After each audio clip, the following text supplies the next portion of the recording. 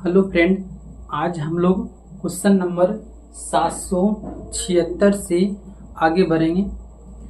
इससे पहले आप हमारे चैनल मोदी क्लासेस टीच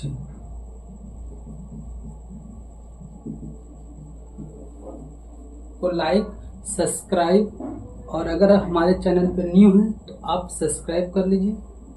चलिए आगे हम लोग क्वेश्चन नंबर देखते हैं 766।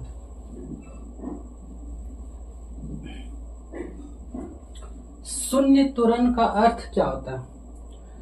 आपको त्वरण शून्य होगा, इसका अर्थ आपको बताना है। तो हम लोग को पता है कि शून्य त्वरण कहाँ हो सकता है, जब वेग का मान जो है ना, कोई वेग में हलचल ना हो, इसका मतलब वेग एकदम स्थिर हो। उस स्थिति में त्वरण का मान क्या होगा? शून्य होगा। अगर वेग ज्यादा होगा तो धनात्मक त्वरण हो जाएगा, अगर वेग कम होगा तो ऋणात्मक त्वरण होगा। और जब वेग में कुछ परिवर्तन ही नहीं होगा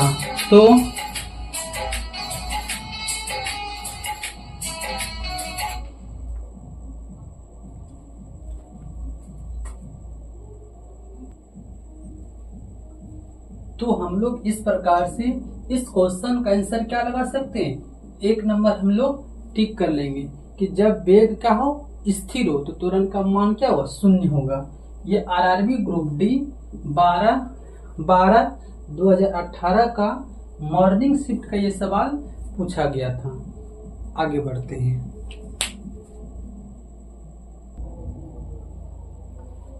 क्वेश्चन नंबर 767।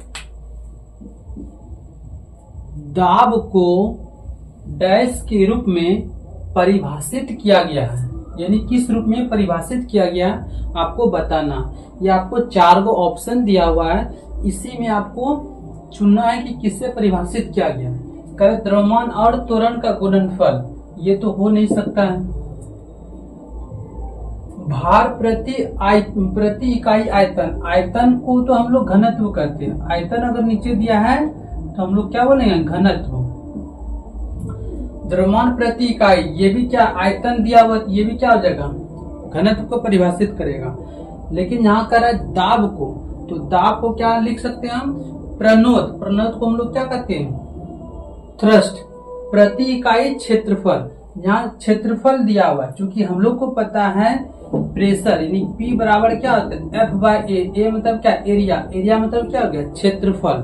तो इस प्रकार से हम लोग ऑप्शन नंबर क्या टिक कर लेंगे? 4 टिक कर लेंगे। ये भी आपका प्रश्न आरआरबी ग्रुप डी 12/12/2018 का मॉर्निंग शिफ्ट में ये सवाल पूछा गया था। चलिए आगे बढ़ते हैं। Question number 768। विस्थापन ज्ञात करने के लिए हमें प्रारंभिक स्थिति से अंतिम स्थिति तक एक डैश बनाना होगा। तो आपका यहाँ ऑप्शन दिया हुआ है, तो पहले हम ये देख लेते हैं कि विस्थापन का ग्राफ कैसे होता है। अगर हम बात करें इस पॉइंट से, अगर हम विस्थापन यहाँ से निकालने का प्रयास करें, ये मान लीजिए ए, ये मान लीजिए बी और ये मान लीजिए सी, तो हम लोग को पता है कि विस्थापन जो होता है 2 बिंदुओं की सबसे शॉर्टेस्ट डिस्टेंस यानी कि सबसे न्यूनतम दूरी। अगर हम यहाँ से ए से अगर सी तक पहुंचने का प्रयास करें तो हम लोग यहाँ से सीधा ये इधर आ जाएंगे। इसका मतलब यहाँ से यहाँ तक क्या हो गया? एक सीधी रेखा हो गया। तो आप जो कि आपका ऑप्शन में दिया पहला कर अर्धवृत्त, नहीं हो सकता। वृत्त, वृत्त में तो विस्थापन, इसी को हम लोग क्या कहेंगे? विस्थापन। यहाँ से यहाँ तक का जो डिस्टेंस है इसको हम लोग क्या बोलेंगे? विस्थापन। ये कौन सा रेखा है? एक सीधी रेखा है। तो इस प्रकार से हम लोग ऑप्शन सी टिक कर लेंगे इसका। ये भी आपका प्रश्न आरआरबी ग्रुप डी 12/12/2018 का आफ्टरनून शिफ्ट में सवाल पूछा गया था। आगे बढ़ते हैं।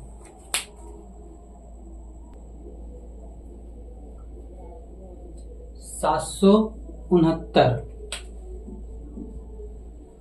किसी वस्तु का त्वरण इसके डैश में प्रति इकाई समय में हुआ परिवर्तन है।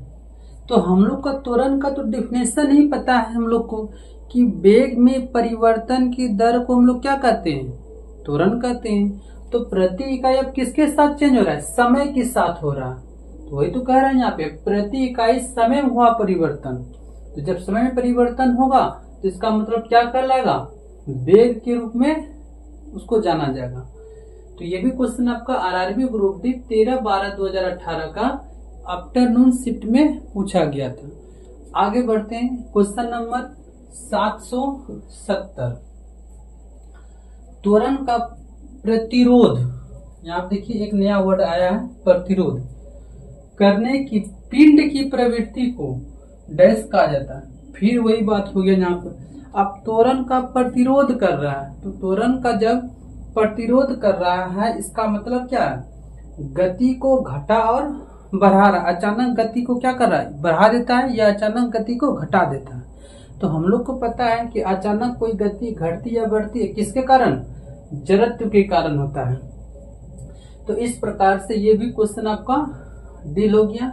ये आरआरबी ग्रुप डी 14/12/2018 का ये आफ्टरनून शिफ्ट में सवाल पूछा गया था। आगे बढ़ते हैं, क्वेश्चन नंबर 771। पिंड का डैश वह बल है जिसके साथ पृथ्वी से आकर्षित करती है। तो पृथ्वी जो है ना, यानी कि आकर्षित मतलब क्या होना, गुरुत्वाकर्षण बल होना जरूरी है। तो अगर गुरुत्वाकर्षण बल है इसका मतलब गुरुत्वीय त्वरण। तो पृथ्वी कैसे, तो इसका मतलब क्या, ये ऑप्शन आपका क्या होगा, भार होगा। क्यों, आप समझिए ध्यान से। भार यानी कि भार को हम लोग W से डिनोट करते हैं। W बराबर क्या होता है, M इंटू जी। जी को हम लोग क्या करते हैं, गुरुत्वीय त्वरण हो गए। तब तो पृथ्वी उसको आकर्षित करेगा ना, नहीं तो नहीं कर पाएगा। दूसरी बात क्या होता है, भार का जो मात्रक होता है हम लोग कह सकते हैं इसका मात्रक क्या होता है, ऐसा है मात्रक न्यूटन होता है। जब इसका मात्रक न्यूटन है तो इस प्रकार से ये एक प्रकार से कैसी राशि है, भार एक सदिश राशि है। यहाँ से ये भी क्वेश्चन आता है, भार एक कैसी राशि है, सदिश राशि। इसका मतलब क्या है, भार एक वेक्टर क्वांटिटी है। तो ये भी क्वेश्चन आपका आरआरबी ग्रुप डी 14/12/2018 का आफ्टरनून शिफ्ट में सवाल आया हुआ था। आगे बढ़ते हैं, क्वेश्चन नंबर 772। ये तो बहुत इजी क्वेश्चन। बल के समीकरण में F किसके बराबर होता है, तो हम लोग को पता है एक सूत्र ही होता है, F बराबर क्या, m इंटू ए। m क्या हो गया, मास, a से क्या होगा, एक्सेलरेशन यानी कि त्वरण हो गया। तो F बराबर क्या हो जाएगा, ma। ऑप्शन नंबर आपका ए सेटिस्फाई करेगा। ये क्वेश्चन आपका आरआरबी ALP टीयर 1 का सवाल है जो 13/8/2018 का इवनिंग शिफ्ट में पूछा गया था। आगे बढ़ते हैं,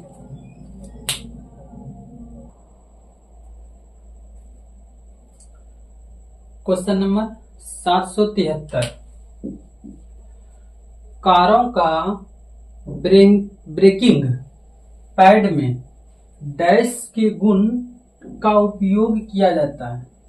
किसके गुण का उपयोग किया जाता है, एक तो पहले से पता है कि कार का जो ब्रेक होता है उसमें घर्षण बल होगा, ये तो एकदम निश्चित है।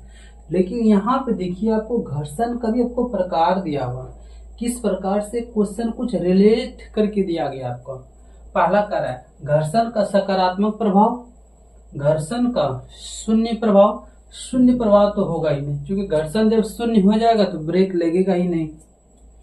वजन, आवेग, बल, तनाव की क्रिया, यहाँ पर वजन से कोई मतलब इसको है नहीं। घर्षण का नकारात्मक प्रभाव, तो हम लोग को पता है कि घर्षण का उसमें जो होगा सकारात्मक प्रभाव होगा, तभी ब्रेक लगेगा, नहीं तो नहीं लगेगा। तो इस प्रकार से हम लोग ऑप्शन नंबर ए टिक करेंगे। ये आरआरबी एएलपी टीयर 1 का सवाल है जो 14/8/2018 का इवनिंग शिफ्ट में सवाल पूछा गया था। आगे बढ़ते हैं।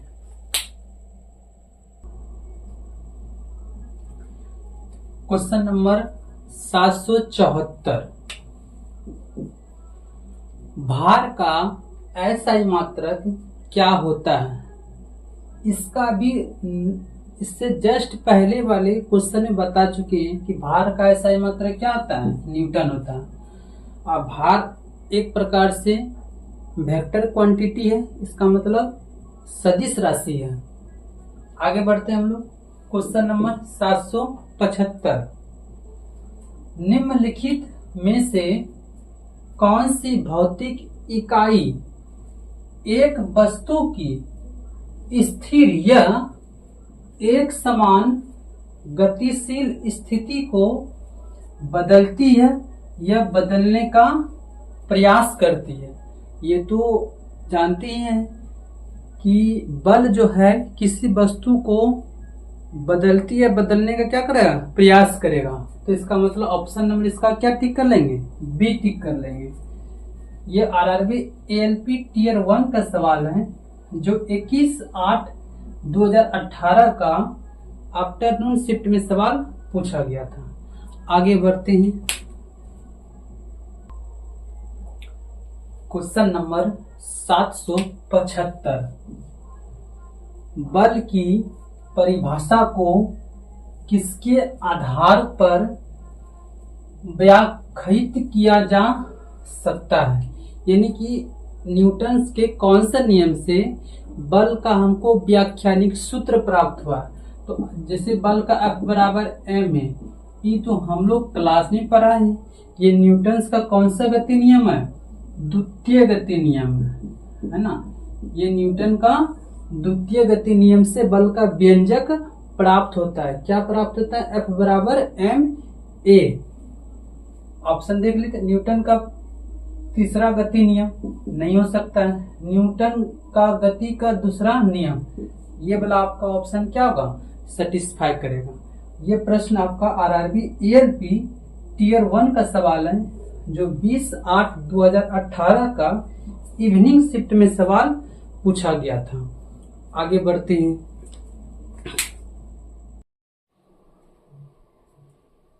Question number 776। अब यहां से जो क्वेश्चन आ रहा है ये हम लोग का बल और दाब चैप्टर का न्यूमेरिकल सवाल है। जो भी आप न्यूमेरिकल सवाल एग्जाम में आए हुए हैं सारे का एक बार हम लोग डिस्कस कर लेते हैं।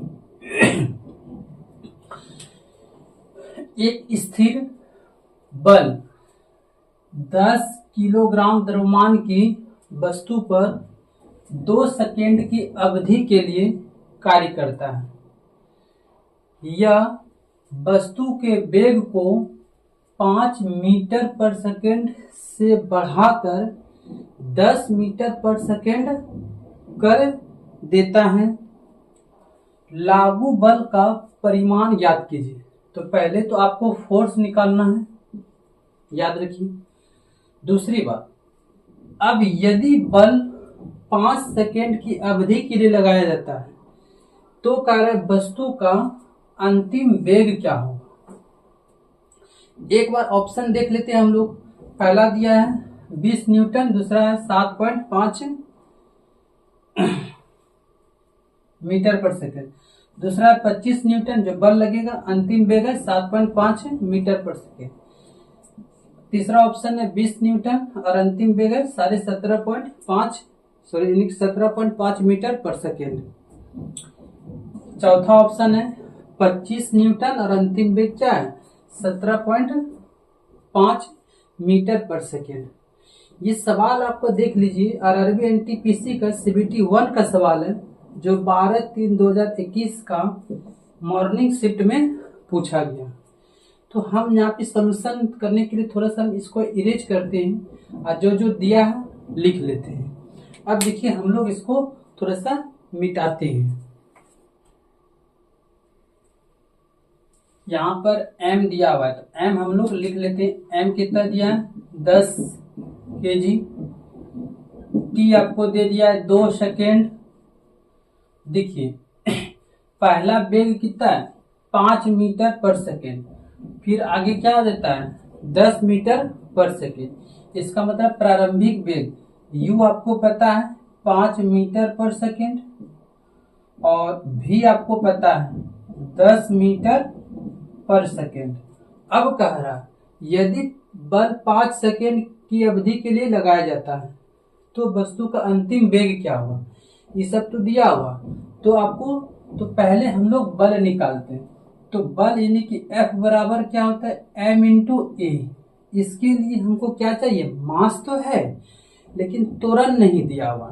तो एक फार्मूला हम लोग त्वरण के लिए जानते हैं कि त्वरण के लिए क्या होता है कि A बराबर आप लिख सकते हैं v माइनस यू बटे टी। इसका मतलब क्या? अंतिम वेग माइनस प्रारंभिक, इसको हम लोग u कहते हैं, ये हमारा v है, बटे t। तो यहां से हम लोग का a आ जाएगा, a निकाल लेते हैं। a कितना आ जाएगा? v आप कितना है? 10 है, माइनस u कितना है? 5 है, बाय कितना? t कितना दिया है? 2 सेकेंड। तो हम लोग यहाँ पे लिख सकते हैं 5/2। इसका मतलब 2.5 मीटर पर सेकेंड। मीटर पर सेकेंड, ये हम लोग का क्या आ गया? त्वरण आ गया। यहाँ से आपको ध्यान देना है। तो अब यहाँ से हम लोग का ये निकाल लेंगे।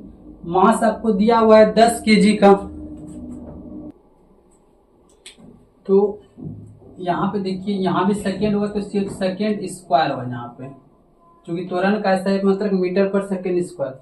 क्यों होगा? क्योंकि यहाँ भी तो मीटर पर सेकेंड और नीचे में 2 सेकेंड है, तो सेकेंड सेकेंड सेकेंड स्क्वायर। ठीक, तो यहाँ देखिए 10 है, इसको कितना लिख सकते हैं? इसको 5/2 लिख सकते हैं। इसका मतलब ये कट जाएगा, तो यहाँ से आपको 25 न्यूटन्स आ गया। एक चीज का तो आंसर आ गया कि यहाँ पर जो बल काम करेगा वो 25 न्यूटन्स का बल काम करेगा। अब हम लोग को निकालना है, जब 5 सेकेंड की अवधि दिया है तो वस्तु का अंतिम वेग क्या होगा। तो यहाँ पर हम लोग पहले ये डिस्कस करेंगे। तो अंतिम वेग का फॉर्मूला क्या होता है? हम लोग पता है कि v बराबर क्या लिख सकते हैं? u plus at। ये फॉर्मूला हम लोग जानते हैं, होता है ये। तो अब देखिए यहाँ पर जो भी चीज है पुट कर देते हैं। और अब हम लोग को पता है कि यहाँ पर जो आपका प्रारंभिक वेग क्या होता है? 0 नहीं दिया। ए आपको निकल चुका है, यानी 5/2 है। टी आपको पता है कितना? 5 सेकेंड। तो यहाँ आप लिख लेते हैं 5 सेकेंड। यही तो भी निकलेगा, क्योंकि इसके लिए तो यू पता नहीं था कि प्रारंभिक वेग क्या है। तो अब यहां से हम पुट कर लेते हैं। तो ये 25, तो 25 कितना हो जाएगा? 25। तो 25, अब 25 का आधा कितना होगा? 12.5। 12.5 इधर से निकल गया और कुछ दिया। हाँ, यहाँ तो पता है यू, तो यहाँ पर पता है 5। तो कितना हो जाएगा? यहाँ से आ गया 12.5, इधर से 5। तो हम लोग को v बराबर कितना निकल सकते हैं? 5 प्लस 12.5। इसका मीनिंग हो गया 17.5 मीटर पर सेकेंड। तो इस प्रकार से आपका ऑप्शन नंबर देखिएगा, वहां पे 4 नंबर दिया हुआ था।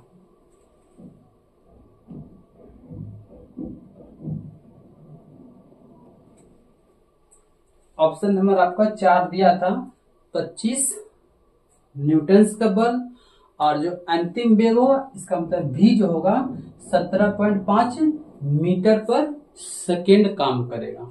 चलिए आगे हम लोग क्वेश्चन बढ़ते हैं। Question number 777। 0.04 किलोग्राम द्रव्यमान का एक गोली 20 किलोग्राम द्रव्यमान की बंदूक से दागा जाता है। यदि गोली की बंदूक के मुख से निकलने की गति 90 मीटर पर सेकेंड है तो बंदूक की प्रतिघाती गति क्या है। तो इस टाइप का जो हम लोग सवाल डील करते हैं तो एक जो हम लोग सूत्र पढ़े हैं, एक थ्योरम पढ़े हैं, संवेग संरक्षण का नियम। क्या बोलेंगे? संवेग संरक्षण का नियम। इसमें क्या आता है? m1u1 plus m2u2 equal to m1v1 plus m2 और v2 होगा। तो इसी सूत्र का हम लोग प्रयोग करेंगे और यहाँ पर आंसर करेंगे। तो पहले देखिए कि 0.04 किलोग्राम द्रव्यमान का एक गोली, तो यहाँ पर m1 दिया हुआ है 0.04, ठीक है। 120 किलोग्राम द्रव्यमान की बंदूक, तो बंदूक पता है 120 किलोग्राम द्रव्यमान की गति से दागा जाता है। यदि गोली की बंदूक के मुख से निकलने की गति, गोली यहाँ है तो इसका मतलब कितना है? 90 मीटर पर सेकेंड। अब कह रहा है बंदूक के मुख से निकलने की गति, तो बंदूक के द्रव्यमान से दागा जाता है तो बंदूक के जो मुंह से निकलेगा, तो गोली का तो गति हमको पता था, लेकिन बंदूक का जो प्रारंभिक वेग है ये क्या है? 0 है, वो पता नहीं है। तो यहाँ पर क्या पुट कर लेंगे? 0। अब यहाँ पर आप पता है कि 0.04। अब इसका आपको इस बार क्या दिया है कि बंदूक की प्रतिघाती गति क्या है, यानी कि v2 निकालना है। तो यहाँ पर देखिए आपको बंदूक का जो उसका जो मतलब आप बोल सकते हैं कहाँ पर ये लगेगा, अंतिम वेग उसका पता नहीं है। तो यहाँ पर अंतिम वेग इसका क्या है? 0। और m2 ये तो दिया हुआ है, m2 कितना दिया हुआ है? 120 दिया हुआ है। अब v2 निकालना है, तो v2 हमको मालूम नहीं, तो आप यहाँ से सॉल्यूशन कर लीजिए। अब बताइए ये तो 0 हो जाएगा, ये भी क्या हो जाएगा? 0 हो जाएगा। इससे तो हमको कोई मतलब है नहीं, कट तो नहीं रहा, नहीं कट रहा है। तो अब देखिए हम यहाँ पे क्या लिख सकते हैं? 0.04 गुना 90, अब बटे में ये सब यहाँ आ जाएगा 120 बराबर कितना? v2। तो अगर हम कटाएंगे 30 से 3 बार में, 30 से 4 बार में, इसको हटा देते हैं, यहाँ क्या 100 होगा, तो ये खत्म। तो यहाँ पे बचेगा क्या है? तो 3 बटे में कितना? 00 बराबर v2 आ जाएगा।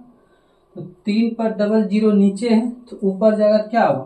तो ऊपर जाएगा तो 3 गुना 10 पर पावर माइनस कितना हो जाएगा? 2 हो जाएगा। अब 4 यानी वेलोसिटी है तो मीटर पर सेकेंड, ये आपका आंसर आएगा। है कोई ऑप्शन? तो ऑप्शन नंबर आपका बी क्या होगा? सेटिस्फाई करेगा। ये न्यूमेरिकल क्वेश्चन है, यहाँ पर आपको जो भी डाटा दिया है उसका आपको वैल्यू पता होना चाहिए, डील हो जाएगा। ये देखिए आपका आरआरबी ग्रुप डी 17/9/2018 का मॉर्निंग शिफ्ट का ये सवाल पूछा गया था। सिर्फ आपको इस सवाल में ये ध्यान देना था कि सारे का डाटा दिया है या नहीं। तो यहाँ देखिए बंदूक का, गोली का भी द्रव्यमान दिया था तो लिख लिए थे। बंदूक का एक तरफ द्रव्यमान दिया था लेकिन दूसरे तरफ क्या था? वेग 0 था। एक तरफ जो बंदूक था उसका वेग 0 था, एक तरफ गोली का वेग क्या था? 0 था। तो अंतिम वेग निकालना था तो भी पता नहीं था। आगे बढ़ते हैं।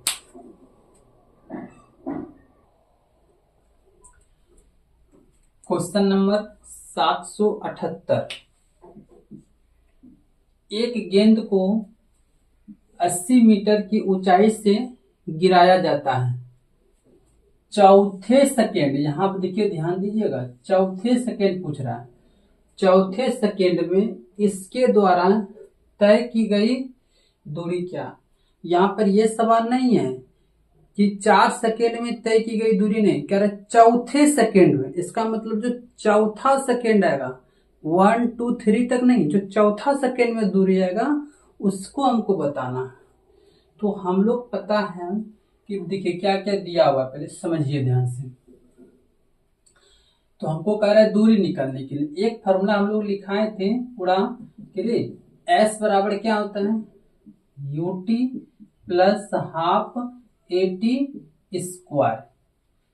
अब देखिए यहाँ पर ऊपर से गिराया जाता है, तो जिसमें गिराया जाता है तो उसमें वेग क्या है, 0 है। इसका मतलब प्रारंभिक वेग, प्रारंभिक वेग यानी कि यू क्या आपका 0। तो यहाँ पे क्या लिख सकते हैं, 0। 0 को किसी भी संख्या से गुना करेंगे तो 0। लेकिन हम पहले मान चलते हैं कि चौथे सेकेंड में कर रहा है, तो पहले हम 3 सेकेंड तक निकाल लेते हैं। तो यहाँ पर हम 3 सेकेंड तक निकाल लिए, हाफ गुना ए, चूंकि ऊंचाई से गिर रहा है तो यहाँ पर क्या होगा, ए बराबर क्या हो जाएगा, गुरुत्वीय त्वरण हो जाएगा। क्या हो जाएगा आपका, गुरुत्वीय त्वरण। और आपको पता है इसका मान, गुरुत्वीय त्वरण का मान कितना होता है, लगभग में 10 मीटर पर सेकेंड स्क्वायर होता है। तो यहाँ हम एक ही जगह पर वही पुट करेंगे, तो 10 गुना 10 हो जाएगा इंटू टाइम। टाइम कितना लिए, 3, तो 3 गुना 3 कर लेंगे। तो यहाँ से देखिए ये तो 0 आ जाएगा, यहाँ से ये आपका क्या हो जाएगा, खत्म हो जाएगा। अच्छा यहाँ तो एक ही होगा ना, यहाँ 5 होगा, तो 5 गुना 3 15, 15 दिया 45। तो हमको 3 सेकेंड में टोटल कितना दूरी कवर करेगा, तो 45 मीटर की दूरी कवर करेगा। लेकिन हमको 3 सेकेंड में नहीं बोल रहा, हमको कह रहा है चौथे सेकेंड में। तो हम ये प्रयास करते हैं कि आप टोटल 4 सेकेंड का निकाल लेते हैं, तो सूत्र तो यही लगेगा, u बराबर 0। अब टोटल 4 सेकेंड का निकाल लेते हैं, जहां पे सेकेंड के आप 4 रख देंगे, तो यहाँ पर हाफ होगा। अब यहाँ ए तो 10 ही होगा, टी की जगह पर आप क्या होगा, 4 गुना 4, ये कट जाएगा 5 बार में, ये तो यहाँ पर क्या होगा 0 आएगा, तो यहाँ पर लिख सकते हैं 0। इधर 4 5 6 20, 20 गुना 4, इसका मतलब क्या होगा 80। अब हमको यहाँ पर कुछ देखना है, ठीक, हम इधर लिखते हैं, थोड़ा सा नीचे कट जाएगा। तो अब हमको कह रहा है कि चौथे सेकेंड में कितना दूरी तय करेगा। तो आप बताइए, टोटल 4 सेकेंड में 80 और 3 सेकेंड में कितना 45। तो इसका मतलब जो 1 सेकेंड लास्ट में बचा वो चौथे सेकेंड होगा। तो चौथे सेकेंड में कितना दूरी कवर होगा, चौथे सेकेंड में तय की गई दूरी। तो आप क्या लिख सकते हैं, टोटल 4 में से कितना 80, 80 में सब कितना माइनस कर दीजिएगा 45, तो टोटल कितना आ जाएगा, ये 35 मीटर की दूरी कवर करेगा। तो ये सवाल आपको अच्छे लेवल से पूछे भी गए थे। इस प्रकार से हम लोग ऑप्शन नंबर 4 टिक कर देंगे। ये आरआरबी ग्रुप डी 18/9/2018 का मॉर्निंग शिफ्ट का सवाल पूछा गया था। आगे बढ़ते हैं।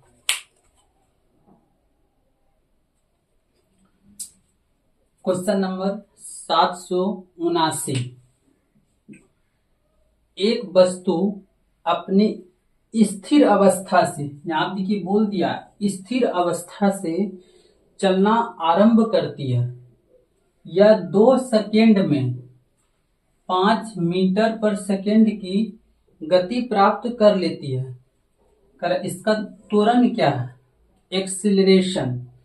तो जब स्थिर अवस्था है तो आपको u बराबर तो पता चल गया, तो 0 होगा, यानी कि ये क्या हो गया, प्रारंभिक वेग, और v आपको पता है अंतिम वेग कितना प्राप्त कर लेता है, 5 मीटर पर सेकेंड। ये अंतिम वेग होता है, फाइनल वेलोसिटी। ये हो गया इनिशियल वेलोसिटी। t आपको पता है 2 सेकेंड।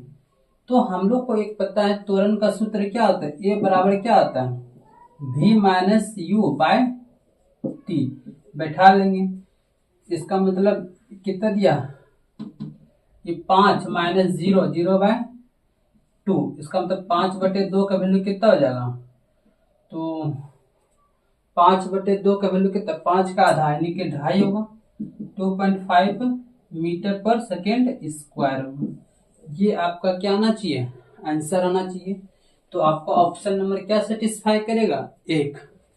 ये आरआरबी ग्रुप डी 19/9/2018 का मॉर्निंग शिफ्ट का ये सवाल पूछा गया था।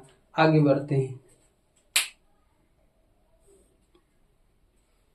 Question number 780। एक वस्तु स्थिर वेग से उत्तर की ओर यात्रा कर रही है। वस्तु पर लगने वाला शुद्ध बल क्या होगा?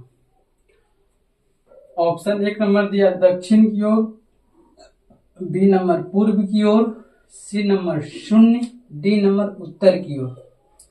तो देखिए ये क्वेश्चन में आपका आंसर दे चुका है। अब देखिए कह रहा है एक वस्तु स्थिर वेग से, इसका मतलब वेग में कोई परिवर्तन ही नहीं हो रहा। वेग क्या है? स्थिर है। अगर वेग स्थिर है तो त्वरण तो उत्पन्न होगा ही नहीं। जब त्वरण उत्पन्न नहीं होगा तो वेग फिर तब बल कैसे उत्पन्न हो सकता है? तो हम लोग को पता है कि बल का जो सूत्र होता है F बराबर क्या होता है? m×a। जब यहाँ पर त्वरण उत्पन्न ही नहीं हो रहा है, त्वरण ही यहाँ पर 0 है, तो ये F बराबर भी क्या देगा? पूरा की पूरा क्या हो जाएगा? 0 हो जाएगा। इसका मतलब जो वहां पर जो बल उत्पन्न होगा, कितना बल उत्पन्न होगा? 0 बल उत्पन्न होगा, 0 होगा। ये आपका आरआरबी ग्रुप डी 19/9/2018 का आफ्टरनून शिफ्ट का सवाल पूछा गया था। आज हम लोग इस वीडियो में क्वेश्चन नंबर 780 तक कवर कर चुके। अगर हमारा वीडियो आपको अच्छे लगे तो हमारे चैनल मोदी क्लासेस को लाइक, सब्सक्राइब और वीडियो को शेयर कर दें। धन्यवाद।